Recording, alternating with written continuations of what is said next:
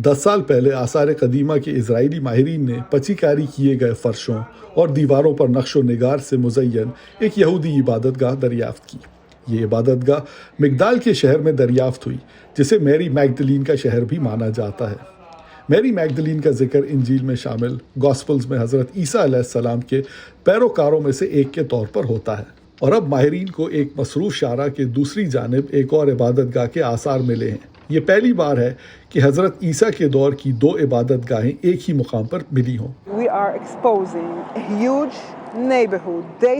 ہم زمین میں دفن ایک پورے محلے کو باہر نکال رہے ہیں، اور یہ عمارتیں اسی دور کی ہیں جب حضرت عیسیٰ اور میری میگڈلن یہاں رہا کرتے تھے، اور جیروسلم میں بڑی عبادت گاہ بھی موجود تھی۔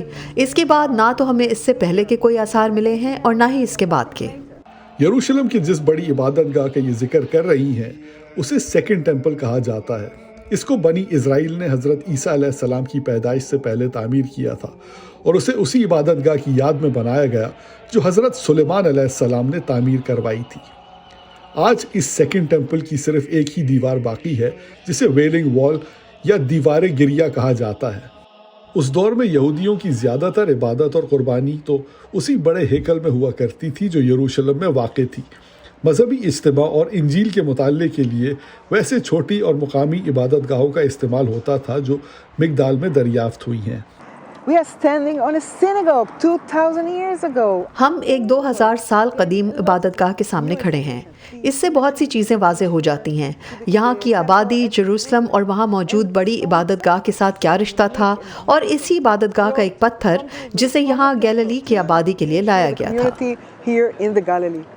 اس زمین کے نیچے وہ پورا شہر آباد ہے جسے مگدال کہا جاتا تھا۔ اس کی انتہائی احتیاط سے کھدائی کے لیے آثار قدیمہ کے ماہرین کو ایک بڑی ٹیم کی ضرورت ہوگی۔ اس پر کام کرنے کے لیے تقریباً تمام مزدور مغربی کنارے کے فلسطینی ہیں۔ ان کو یہاں کام کرنے کے لیے خصوصی اجازت نامے درکار تھے۔ اللہ کے فضل سے یہاں کام بھی ہے اور اس کے کرنے والے بھی۔ یہ علاقہ بہت خوبصورت ہے۔ انہوں نے ہمیں بتایا کہ کیا کرنا ہے اور ہم اسی کے مطابق کام کر رہے ہیں۔ اسرائیل کا قانون کے مطابق کسی بھی نئی تعمیر سے پہلے اس جگہ کا آرکیولوجیکل سروے ہونا ضروری ہے۔ اسی قانون کی وجہ سے حادثاتی طور پر بہت سے قدیم تاریخی مقامات کے آثار ملے ہیں، اور اس شہرہ کے چوراہے پر کام کرنے والے آثار قدیمہ کے ماہرین کو یہی امید ہے کہ ان کی دریافتوں کو محفوظ کیا جائے گا۔ آج اسرائیلی ہائی وے اتھارٹی اور اینٹیکویٹیز اتھارٹی دونوں کے لیے ایک مسئلہ ہے کہ آگے کیا کیا جائے۔ ہم حکومت پر زور ڈال رہے ہیں کہ اس مقدس اور تاریخی مقام کا احترام کرتے ہوئے ہائی وے کا پلان تبدیل کیا جائے۔ یہاں پر کام کرنے والے آثار قدیمہ کے ماہرین کو اب تک یہاں کوئی نشان نہیں ملا جس سے حضرت عیسیٰ سے براہ راست کوئی تعلق ظاہر ہو، مگر مذہبی روایات یہی بتاتی ہیں کہ وہ اس علاقے میں تبلیغ کیا کرتے تھے۔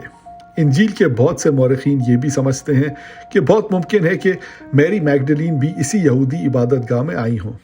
لنڈا گرینڈسٹائن کے ساتھ Abdul Aziz Khan, voice of America.